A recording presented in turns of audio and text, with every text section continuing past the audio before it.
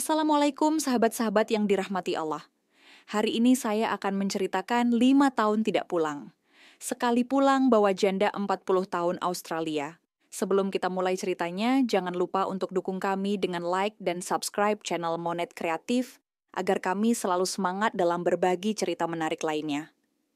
Bagi yang like dan subscribe ke channel ini, kami doakan semoga dimudahkan segala urusannya, dilapangkan rezekinya, disehatkan badannya, dan dikabulkan segala hajat dunia akhirat oleh Allah Subhanahu wa Ta'ala. Amin ya Rabbal 'Alamin. Mari kita mulai ceritanya. Arman adalah pemuda berusia 24 tahun yang lahir di sebuah desa kecil di Lumajang. Ayahnya seorang petani tembakau, ibunya ibu rumah tangga yang setia menjaga rumah. Meski hidup pas-pasan, sejak kecil Arman diajari hidup hemat dan tidak banyak mengeluh. Ia lulusan teknik mesin dari sebuah politeknik negeri di Malang. Namun selepas wisuda, tak banyak lowongan pekerjaan yang bisa ia dapat. Di tengah kebingungan itu, datang tawaran dari paman jauhnya yang telah lebih dulu bekerja sebagai mandor bangunan di Adelaide, Australia. Dengan modal pengalaman seadanya dan kemampuan bahasa Inggris yang pas-pasan, Arman memberanikan diri merantau. Ia tinggal bersama 2 teman sesama pekerja migran di rumah petak kecil daerah Glenelg, pinggiran Adelaide. Ia bekerja sebagai teknisi perawatan gedung, menangani sistem pemanas, pendingin ruangan, pipa dan listrik untuk gedung perkantoran dan rumah klien perusahaan. Hidupnya sederhana, hanya berputar antara pekerjaan, masjid kecil, komunitas Indonesia, dan kamar kos yang ia jaga tetap rapi. 6 bulan pertama di Australia adalah masa penuh kesunyian. Arman sering merasa terasing. Ia rindu masakan ibu, suara azan, dan hangatnya suasana kampung. Tapi Arman bukan tipe yang mudah menyerah. Ia bekerja dengan tekun, tidak pernah absen, dan mulai dikenal sebagai pekerja yang jujur dan bisa diandalkan. Hingga suatu hari, Arman dipindahkan ke proyek baru. Perawatan rumah pribadi milik seorang klien tetap perusahaan, Emily Thompson, seorang wanita Australia berusia 40 tahun dengan kulit putih pucat dan rambut pirang pendek. Sejak bercerai 2 tahun lalu, Emily hidup sendiri di rumah besar bergaya klasik di daerah Glenunga. Ia bekerja dari rumah sebagai desainer interior lepas dan jarang bergaul dengan tetangga.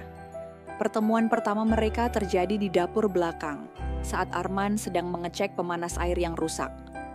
Emily menyapa dengan bahasa Inggris yang pelan dan jelas, menyadari aksen asing di balik logat Arman. Saat itu Emily hanya mengira Arman sebagai teknisi biasa, tapi ia terkesan pada sikap sopan pemuda itu, berbeda dengan tukang-tukang lain yang sering berbicara seenaknya.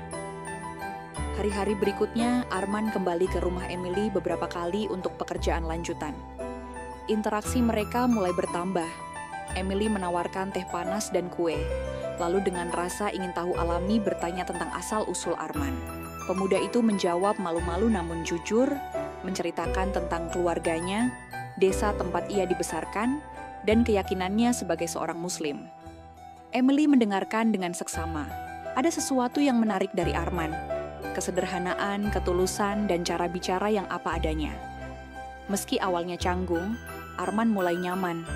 Emily bukan hanya ramah, tapi juga memperlakukannya seperti manusia, bukan sekadar pekerja. Di balik perbedaan usia, latar belakang, dan budaya yang menganga lebar, muncul benih kecil rasa ingin tahu dan kekaguman. Dari sanalah segalanya bermula. Musim semi mulai menyelimuti, bunga-bunga liar bermekaran di halaman suburban Glenunga, termasuk rumah besar Emily. Arman kembali mendapat tugas dari kantornya untuk melakukan perawatan sistem listrik di rumah itu selama 3 hari berturut-turut. Biasanya ia hanya bekerja 1 atau 2 jam lalu pulang, tapi Emily meminta pengecekan menyeluruh karena ada keluhan pada sistem pemanas sentral. Hari pertama berjalan seperti biasa. Emily menyambut Arman dengan ramah di pintu depan, menawarkan secangkir teh dan tempat duduk di taman belakang. Sebelum memulai pekerjaan, Arman menolak halus, merasa tak enak, namun Emily tersenyum. Di sini kita biasa memperlakukan semua orang sebagai tamu, bahkan tukang, ujarnya. Kalimat itu membuat Arman tersentuh. Saat ia membuka panel listrik, Emily duduk di bangku taman sambil membaca buku, sesekali matanya melirik ke arah Arman. "Kau selalu kelihatan tenang, Arman," katanya. "Tidak banyak bicara, tapi rapi dan cekatan."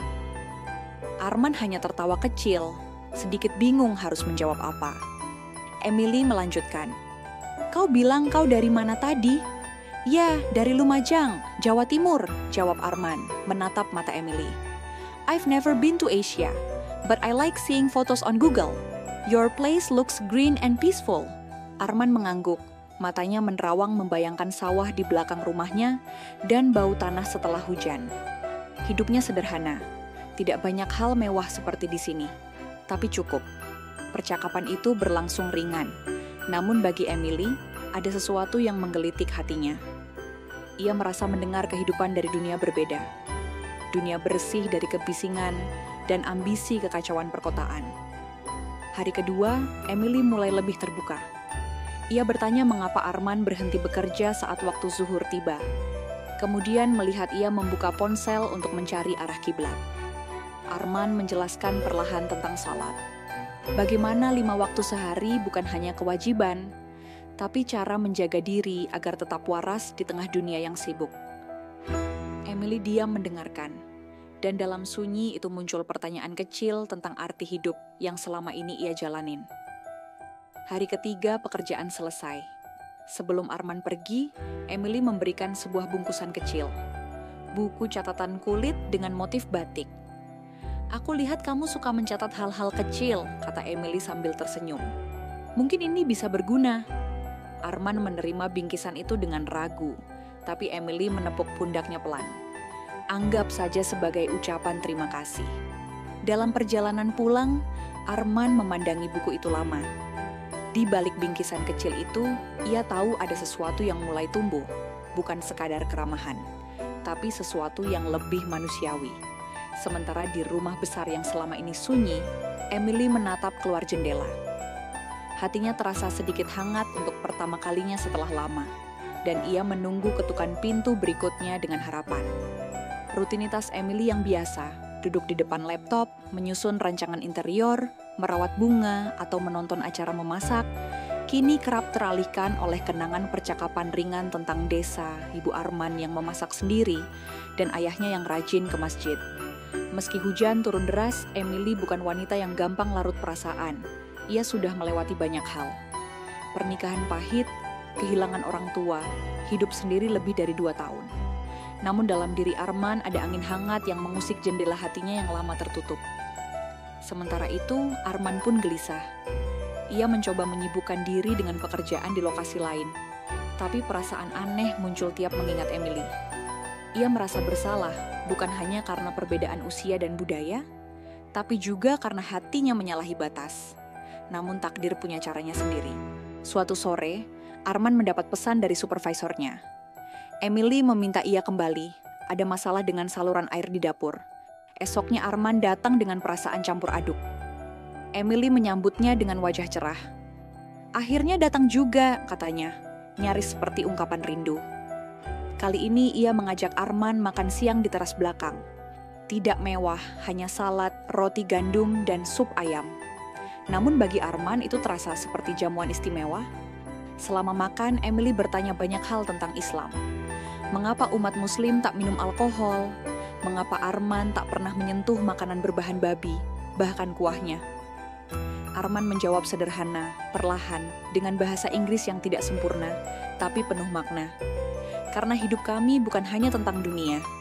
Kami percaya ada kehidupan setelah mati. Jadi kami jaga apa yang kami makan, lakukan, dan pikirkan. Emily terdiam lama. Kemudian berkata pelan, "Aku iri, Arman. Kamu tahu apa yang kamu yakini, sedangkan aku sudah lama kehilangan arah." Arman menunduk, tak tahu harus menjawab apa. Ia tak pernah menyangka seorang wanita sekaya, sepintar, dan seteguh Emily bisa mengaku tersesat. Namun dari tatapannya Arman tahu ini bukan hanya soal agama, melainkan soal makna hidup yang utuh. Sore itu, sebelum Arman pamit, Emily berkata, "Kalau kamu tak keberatan, bisakah ceritakan lagi tentang keluargamu di Indonesia, tentang cara kalian hidup dan tentang Tuhanmu?" Arman mengangguk yakin, Dari situ, percakapan mereka tak lagi soal pekerjaan. Pertemuan demi pertemuan berubah menjadi kebiasaan. Meski pekerjaan teknis telah selesai, Emily tetap mengundang Arman ke rumahnya, kadang untuk memperbaiki hal kecil, lebih sering hanya untuk duduk di taman belakang dan berbicara. Emily merasa tenang bersama Arman. Ada ketulusan dalam cara pemuda itu mendengarkan, dalam setiap jawaban sederhana namun menggugah. Suatu hari, Emily mengeluarkan pertanyaan yang membuat Arman tercekat. "Apa kamu keberatan kalau aku ikut kamu ke masjid suatu waktu?" Arman terdiam sejenak lalu menjawab, "Apakah ini hanya rasa ingin tahu sesaat atau sesuatu yang lebih dalam? Saya tidak keberatan, tapi mungkin lebih baik saya tanya dulu pengurus masjid. Ada aturan bagi non-muslim." Emily mengangguk pelan. "Aku hanya ingin merasakan sendiri. Aku ingin tahu apa yang membuatmu begitu yakin." Beberapa hari kemudian, Arman mengajak Emily ke Masjid Al-Falah Komunitas Indonesia di pinggiran Adelaide. Emily mengenakan pakaian sopan, blus lengan panjang, celana longgar, dan kerudung ringan menutupi rambutnya. Saat tiba, pengurus masjid menyambut ramah. Emily duduk di bagian belakang, memperhatikan khidmat saat Arman dan jamaah lain melaksanakan salat maghrib. Usai salat, Emily menyendiri di teras masjid. Angin sore berhembus pelan, gema zikir mengalun. Mata Emily terpejam, hatinya bergetar. Entah mengapa ia merasa sangat kecil namun damai. Tak ada kemewahan atau sorotan, hanya barisan orang sederhana yang tunduk dalam ketenangan. Ia belum mengerti seluruh makna, tapi ia merasakan keikhlasan yang tulus. Malam itu, saat Arman mengantar Emily pulang, ia berkata pelan, "Hari ini aku merasa seperti seseorang yang menemukan rumah setelah tersesat sangat jauh." Arman menatapnya, hanya mampu menjawab lirih, "Agama kami bukan sekadar ajaran, tapi jalan hidup. Jika kamu sungguh ingin belajar, saya siap menemani sebisanya." Hari-hari berikutnya, Emily belajar lebih serius. Membaca buku-buku dasar Islam pinjaman masjid, menonton ceramah di YouTube, bertanya langsung ke ustazah setempat. Ia menegaskan, "Aku tak ingin masuk Islam karena kamu, Arman. Aku ingin masuk karena ini kebenaran yang aku cari." Arman menghormati keputusan itu. Ia menjaga jarak meski perasaannya padanya terus tumbuh. Dalam diam, ia mulai lebih sering berdoa. Bukan hanya memohon rezeki, tapi juga petunjuk. Apakah hubungan ini berkah atau hanya ujian? Suatu malam, Emily mengirim pesan WhatsApp. "Aku ingin mengucapkan 2 kalimat syahadat, tapi aku ingin kamu yang mendampingi." Arman menatap layar ponsel lama, hatinya campur aduk antara syukur dan kekhawatiran. Ia tahu setelah ini hidup mereka tak akan sama. Emily bukan hanya melangkah ke jalan baru, tapi akan menghadapi tantangan besar dari orang sekitar.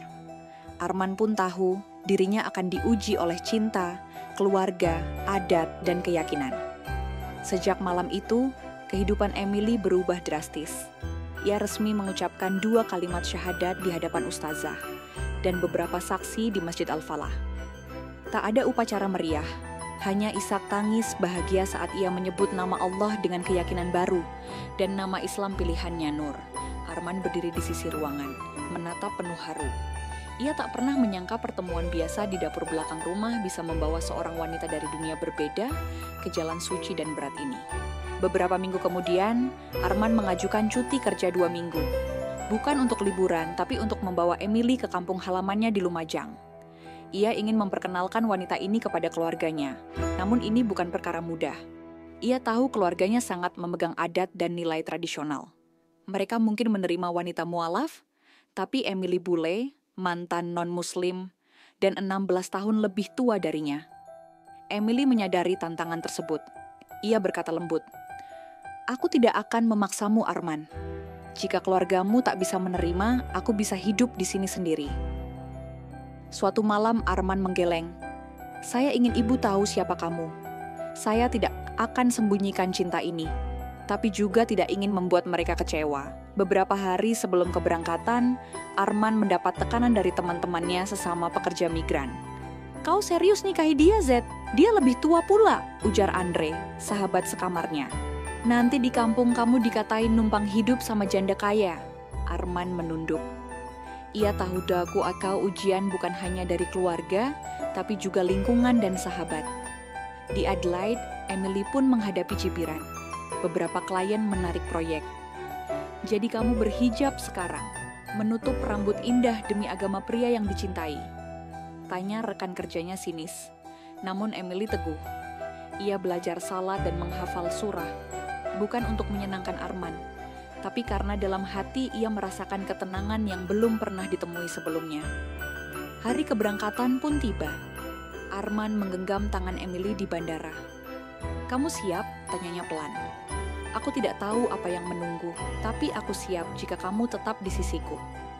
Pesawat mereka menuju Lumajang pun lepas landas, membawa 2 jiwa dari 2 benua menuju ujian cinta, keluarga, dan keyakinan yang lebih besar dari yang pernah mereka bayangkan. Pagi itu, udara Lumajang terasa lembab dan hangat. Pesawat mendarat mulus di Bandara Trunojoyo. Emily terlihat gugup. Meski Arman sudah berulang kali mendeskripsikan kampung halamannya, semuanya tetap tampak asing. Bahasa, budaya, dan ritme hidup. Mereka menyewa mobil, menembus jalan sempit diapit sawah hijau yang luas. Emily menyaksikan anak-anak bermain di bawah pohon mangga, ibu-ibu menyapu halaman, dan suara azan zuhur berkumandang dari kejauhan. Matanya berkaca-kaca. Ia merasa seperti berada di masa lalu yang tak pernah ia alami. Saat sampai di rumah orang tua Arman, suasana hening. Rumah kayu sederhana berdiri kokoh di tengah kebun pisang. Di depan rumah berdiri seorang ibu paruh baya berkerudung coklat dan baju batik, Bu Sari, ibu Arman. Di sampingnya ayah Arman, Pak Hasan, dengan tatapan penuh tanya. Arman turun lebih dulu, menyalami kedua orang tua dan mencium tangan ibunya. Emily turun perlahan, tersenyum dan menundukkan kepala hormat. "Assalamualaikum," ucap Emily pelan.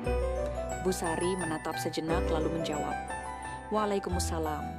Namun tak ada senyum, tak ada sambutan hangat seperti biasanya. Di dalam rumah, Emily duduk kikuk bersila, Arman duduk di sampingnya. Tak lama, Bu Sari bertanya dengan nada tegas namun tenang. "Kamu yakin, Zar? Dia beda agama, beda bangsa, beda umur. Kamu anak laki-laki satu-satunya, tidak pikir masa depan ibu." Arman menegaskan, "Dia sudah mualaf, namanya Nur. Sekarang dia belajar salat, belajar Quran, bahkan berani datang ke sini. Saya mencintainya, Bu. Saya ingin hidup bersama dia dengan restu ibu." Emily mengangguk pelan. Wajahnya tegang tapi matanya jujur. "Saya tidak datang untuk mengambil Arman dari ibu. Saya datang untuk jadi bagian keluarga Pak Hasan." Akhirnya Pak Hasan buka suara. "Kami bukan benci bule atau perbedaan, tapi kamu harus tahu.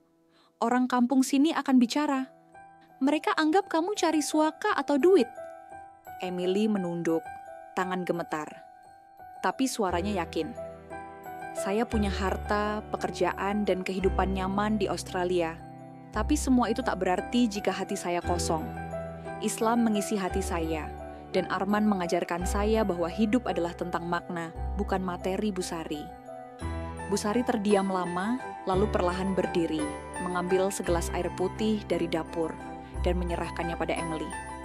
"Kalau kamu betul mau jadi keluarga kami, kamu harus kuat. Jalan ini tidak mudah." Emily menerima gelas itu dengan kedua tangan. Matanya berkaca-kaca. "Saya siap, Bu, seberat apapun." Di sanalah untuk pertama kali Bu Sari tersenyum samar. Sebuah celah harapan muncul di tengah kerasnya tembok adat dan kecurigaan. Namun Arman tahu ini baru permulaan. Persetujuan ibu belum berarti penerimaan lingkungan.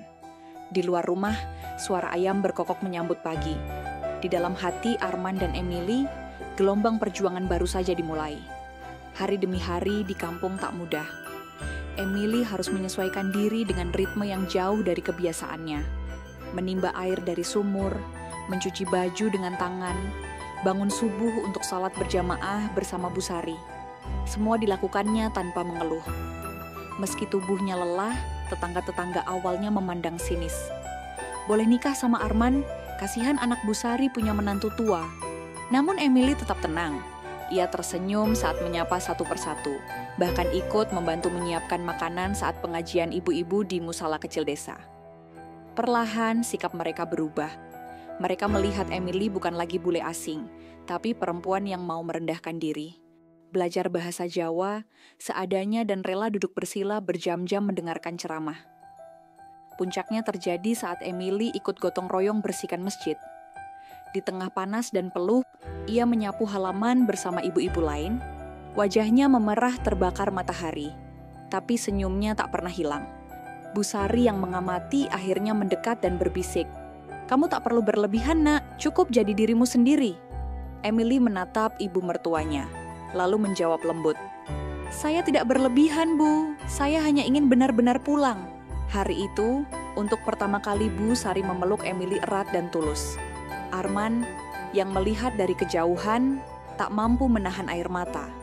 Cinta yang mereka bawa dari Adelaide akhirnya diterima utuh di tanah kelahirannya. Tak lama setelah itu, Arman dan Emily menikah secara sederhana di masjid desa. Hanya dihadiri keluarga, tetangga dekat, dan ustaz yang dulu membimbing Emily. Tak ada gaun mewah atau pesta meriah, tapi di mata mereka pernikahan itu lebih dari cukup. Setelah menikah, mereka memutuskan tinggal di Indonesia. Beberapa bulan kemudian, di sebuah sore, mereka duduk di beranda rumah kecil tak jauh dari rumah Bu Sari.